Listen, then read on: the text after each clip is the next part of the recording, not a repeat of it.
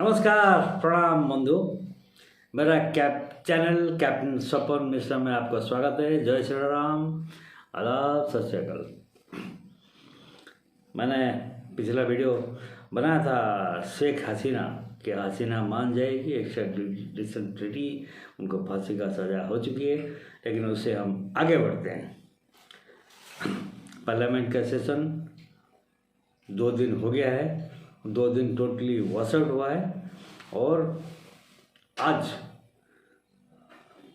अपना शासक that ruling party has agreed that SIR का ऊपर उनमें जो विरोधी का डिमांड है, एसआईआर का ऊपर एक डिस्कशन होगा 9 सितंबर को। इससे पहले 8 सितंबर को वंदे मातरम जो हमारा 150 साल का दिवस है उसका ऊपर एक 10 घंटे का वितर्क होगा और 9 तारीख को एसआईआर का ऊपर वितर्क होगा। उसके बाद अभी तक जो बिल है, एक छोटा सा बिल, फाइनेंस बिल जो है निर्मला सीतारमण ने वॉइस वोट से पास करा लिया है। ऐसे में गवर्नमेंट जो चाहता है जो बिल वगैरह ये लोग डिस्कशन में हिस्सा ले या ना ले, बिल तो पास होना ही है। लेकिन एसआईआर का जो मुद्दा है उसमें गवर्नमेंट क्या किया, उसका थोड़ा सा चेंज कर दिया, इलेक्शन रिफॉर्म्स का नाम दिया है।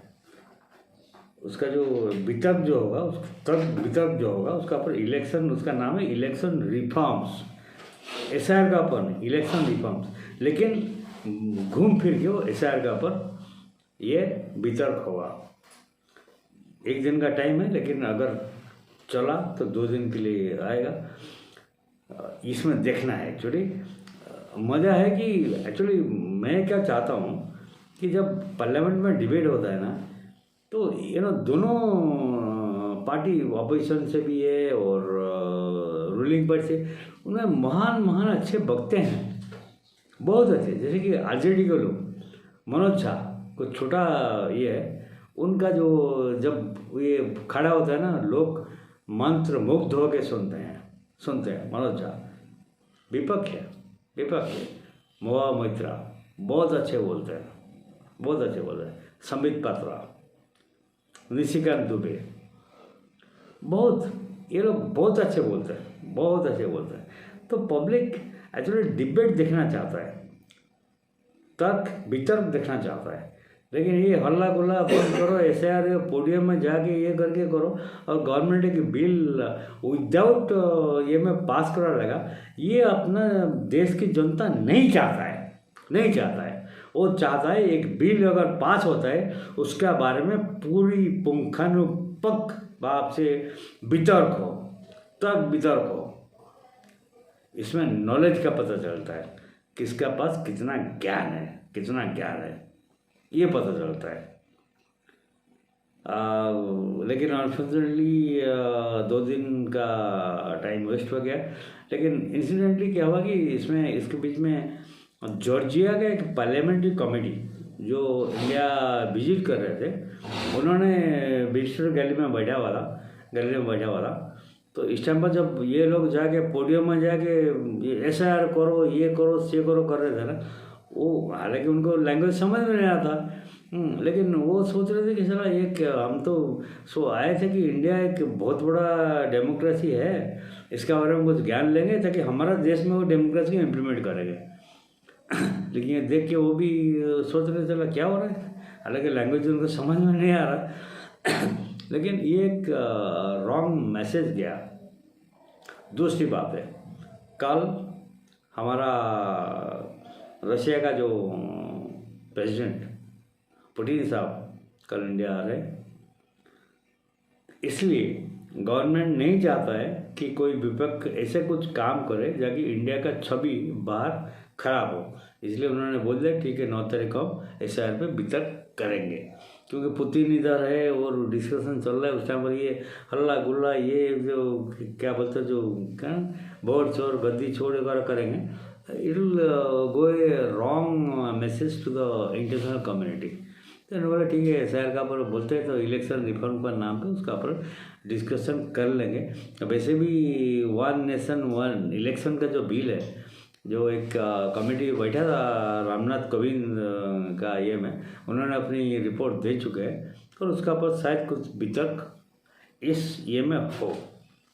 और बाकी ये क्या क्या बिल वगैरह इमरजेंसी बिल पास कराना है, इसका पर मैं पिछली वीडियो में डिस्कस कर चुका हूँ।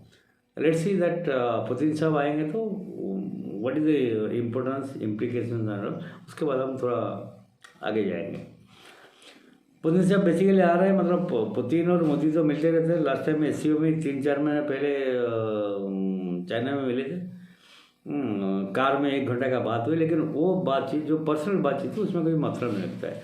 जब डेलीगेशन आता है ट्रेड डेलीगेशन आता है, कुछ साइन होता है, उसका पर मतलब है। तो मेरा जो सोच है एक्चुअली 2 दिन के बाद पता चलेगा। एक तो S-500 का जो joint research and production India में होने का, इसका पर एक डिस्कशन होगा कि S-500 जो है ये 400 सिस्टम हमने ऑपरेशन सिंधु के टाइम में प्रूव हो गया है। हालांकि 400 को हमने तो इम्प्रोवाइज किया है, क्योंकि S-400 जो रशिया यूक्रेन वार में इतना इफेक्टिव नहीं रहा है, लेकिन हमारा ये में रहा है क्योंकि हमने थोड़ा इम्प्रोवाइज किया है, अपना जो डिफेंस इंटीग्रेशन सिस्टम में थोड़ा बदलाव किया है। मैं एक वीडियो इसका पर बनाया था, आप मेरा लिंक में जाएगा तो आप देख सकते हैं, नहीं तो कभी मौका मिलेगा, फुर्सत मिलेगा तो मैं वीडियो भी लिंक में आपको डाल दूँगा। तो एक तो S-500, दूसरी बात है Su-57। Su-57 जो है रशिया बोलता है कि हमसे पूरा लो, टोटली टेक्नोलॉजी ट्रांसफ़र। और जो नासिक का जो फैक्ट्री है अपना, तो नासिक का मेन फैक्ट्री HL का फैक्ट्री है, जहाँ पर सुखाई वगैरह बनता है, अपग्रेडेशन होता है तो they are acquainted with the Russian systems and all. तो उसमें आप करके आप अपनी जो मिसाइल अस्त्रा है, हैमर है, उसको आप डाल के आप अपनी तरफ से आप उसको कीजिए, हम टोटली देंगे। और मेरा अनकन्फर्म सोर्सेज से मिला है कि 4 Su-57 नॉकडाउन स्टेट में नासिक में करीब 1 महीना पहले पहुंच चुके हैं। अपना इंजीनियर्स जो है उसका पर ट्रेनिंग कर रहे हैं।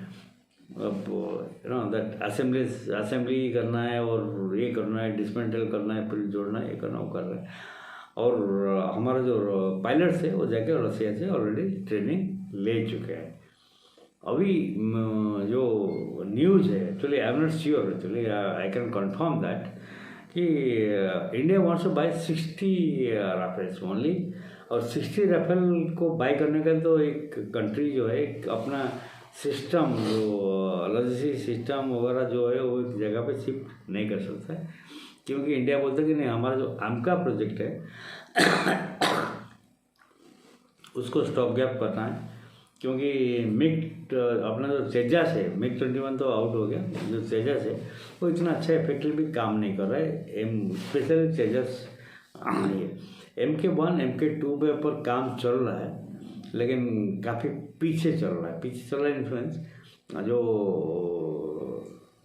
ठीक है, मैं थोड़ा आगे बाद में आऊँगा, इसके बारे में हम थोड़ा डिटेल बात करेंगे। तो ये इसका पर बात हो चुका है और हो सकता है। S-500 का एक बहुत बड़ी ये है कि ये मिसाइल जो है एंटी सैटेलाइट जो है, जो स्पाइस सैटेलाइट वगैरह जो होते हैं उनको भी डिस्ट्रॉय कर सकता है। लेकिन हालांकि ये टेक्नोलॉजी हमारे पास है, 3 साल पहले हमने इसको ट्रायल कर चुके हैं। दैट टेक्नोलॉजी है, आप that anti satellite destroy technology जो है वो हमारे पास है, हम उसको ऑलरेडी प्रूव कर चुके हैं, ये है।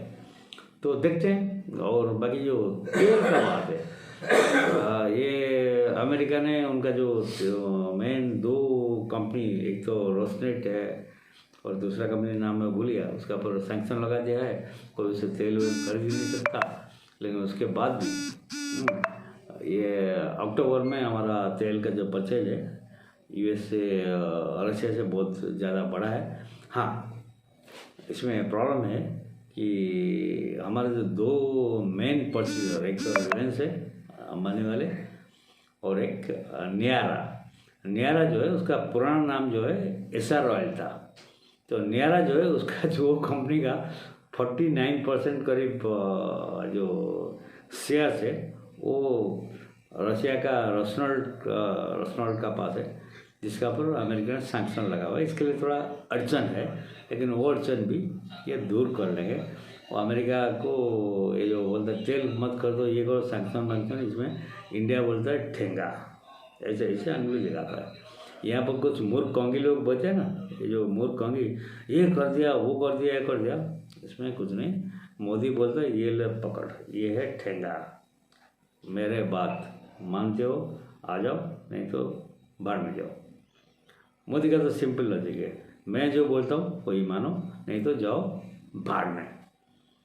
वैसे भी अमेरिका का जो अपना ट्रेड डील जो है ये ऑलमोस्ट फाइनल स्टेज में पहुंच चुका है। जो अपना जो मेन ट्रक्स था, एक तो जीएम सीड्स का, GMA का, और एक जो डायरी एनिमल हस्बेंड्री डायरी जो है नॉन वेज डायरीज प्रोडक्ट का, वो इंडिया अपनी स्टैंड में वो ये है, क्योंकि इंडिया अगर उसको कंसीड करता है तो मोदी अगली साल वो इलेक्शन नहीं जीत पाएगा, कोई भी जीत पाएगा, और राहुल गांधी और कांग्रेस वाले जीत जाएंगे। बोले मोदी तो सरेंडर कर दिया लेकिन मोदी उसमें अड़ा हुआ है, उसने हमारा तो स्टार्ट ही है। लेकिन ट्रेड डील साइन होता है तो अराउंड टैरिफ 15% तक आ सकता है, ऑलमोस्ट और फाइनल स्टेज में, क्योंकि ट्रेड डील में हमारा तो कुछ फर्क नहीं पड़ता। हमारा GDP ठीक है, हमारा तो GST कलेक्शन बढ़ रहा है, हमारा शेयर मार्केट काम कर रहा है, लेकिन इकोनॉमी हैम्पर कर रहा है अमेरिका का पब्लिक। अगर परेशान है तो अमेरिका का पब्लिक है। अमेरिका का पब्लिक अभी ट्रंप का विरुद्ध में डायरेक्ट स्ट्रीट में आ रहे हैं, रास्ते में आ रहे हैं। सारे वीडियो वगैरह आप देख सकते हैं नेट में सर्च करके, ये हाल है। तो ये अभी पहुँच रहे हैं। इस बीच में हमने UAE के साथ अपना जो ट्रेड डील कंप्लीट कर दिया ऑलमोस्ट ऑल, और बाकी जो EU का साथ FTA का जो है उसमें ऑलमोस्ट हम फाइनल स्टेज में है। और बाकी 4-5 कंट्री मैंने पहले बताया, EU का जो है नॉर्वे, आइसलैंड ये वगैरह, उसका साथ हम स्विट्जरलैंड, उसका साथ हमने FTA का फाइनल कर चुके हैं। तो ये अभी पुतिन का विजिट के बाद देखते हैं क्या ट्रम्प का रिएक्शन है। ट्रम्प तो ऐसे ही पागल है। G20 का बारे में अगर नहीं बताऊंगा, बात नहीं करूंगा तो ये बहुत बेइंसाफी होगी। G20 का मीटिंग हुआ तो उसमें ट्रम्प साहब ने बोला कि मैं बाइकआउट कर रहा हूँ, तो ठीक है, उन्होंने बाइकआउट किया। लेकिन वैसे शी जिनपिंग भी नहीं आए थे, पुतिन भी नहीं आए थे, लेकिन उनका रिप्रेजेंटेटिव आए थे। ट्रम्प का तरफ से कोई रिप्रेजेंटेटिव नहीं आया। तो जो साउथ अफ्रीका जो ये है प्रेसिडेंट है, उन्होंने बोला ठीक है, यही मौका है, ट्रम्प को दबा लो। उन्होंने एक चेयर रख दिया, उसमें लिख दिया अमेरिका, वैकेंट चेयर, खाली चेयर है, कोई नहीं है। अगले साल जो G20 का मीटिंग होगा मियामी में, US में, हाँ, तो ट्रम्प को आ गया खुंदक। उसने बोला कि मैं G20 के मीटिंग में और साउथ अफ्रीका को नहीं बुलाऊंगा,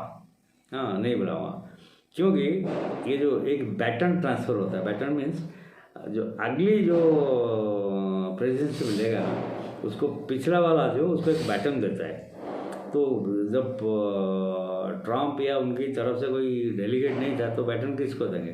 तो लास्ट में जब G20 मीटिंग ख़त्म होगा, जो डिक्लेरेशन साइन हुआ, सबने साइन किया, मोदी ने जब अपना ग्लोबल साउथ का बात रखा, तो उसमें ट्रम्प साहब अपनी जो एम्बेसी का एक PN का चपरासी को भेज दिया, बोलते जो बैटर लिया अगले से तो हम करेंगे।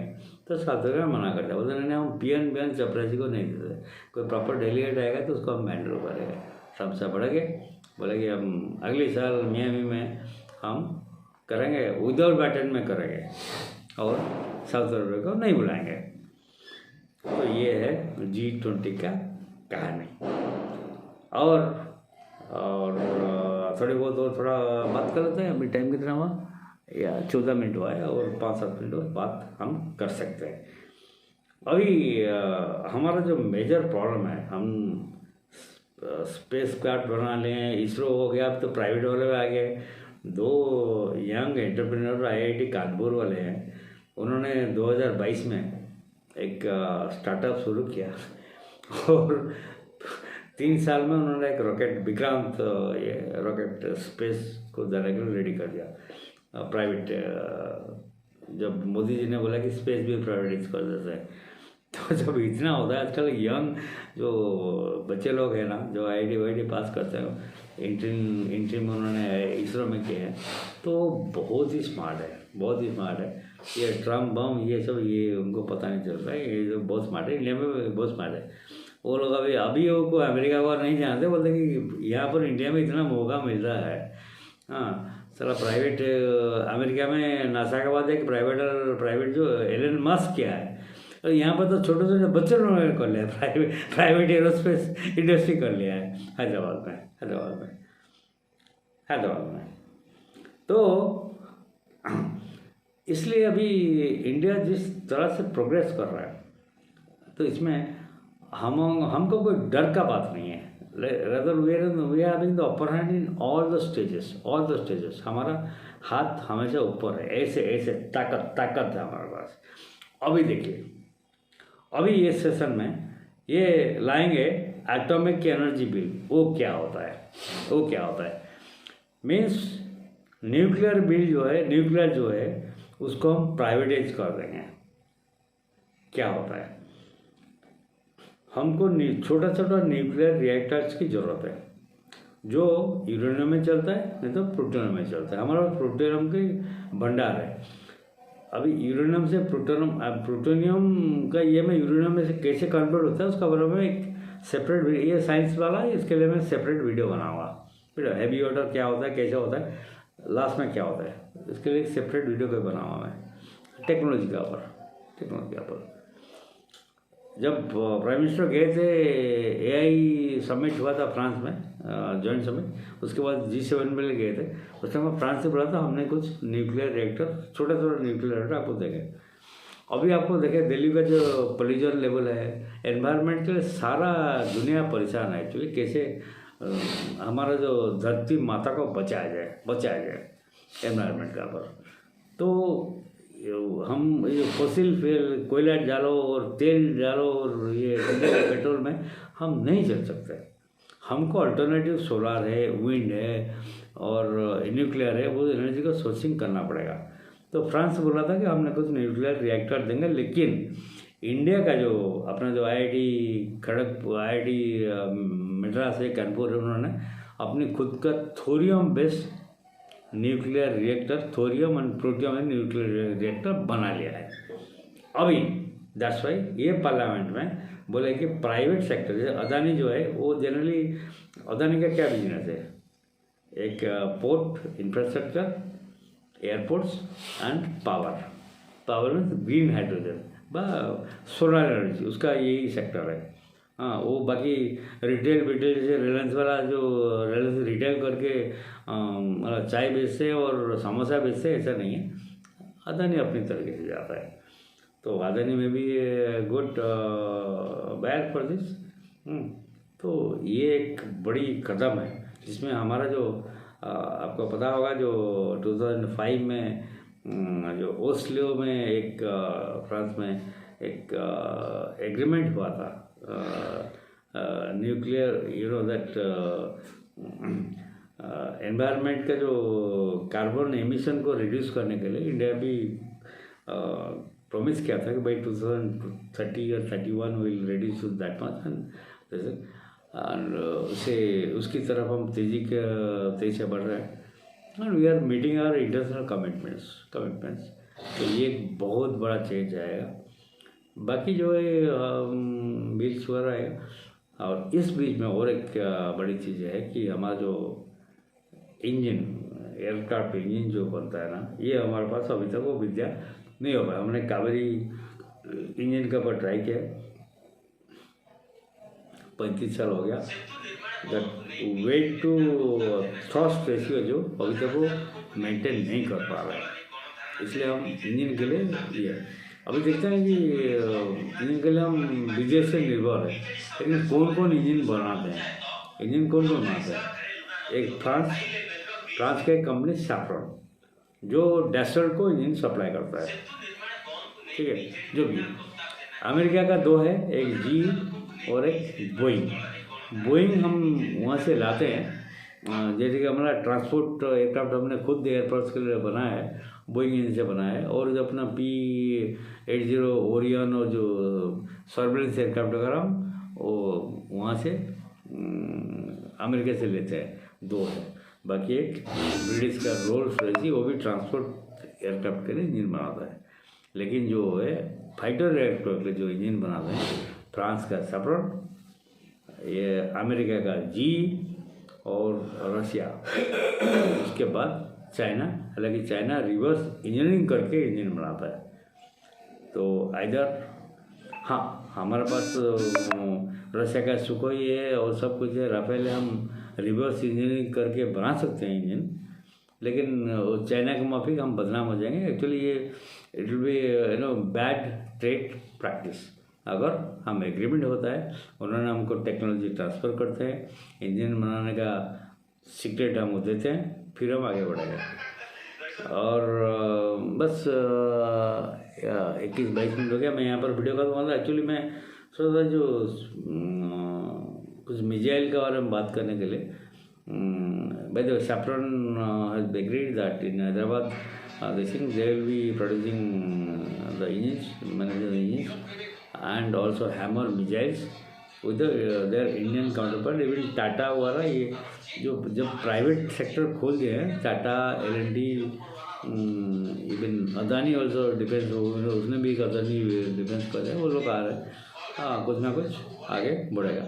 यहीं से मैं वीडियो खत्म करता हूँ। नमस्कार, जय श्री राम, वंदे मातरम, भारत माता की जय।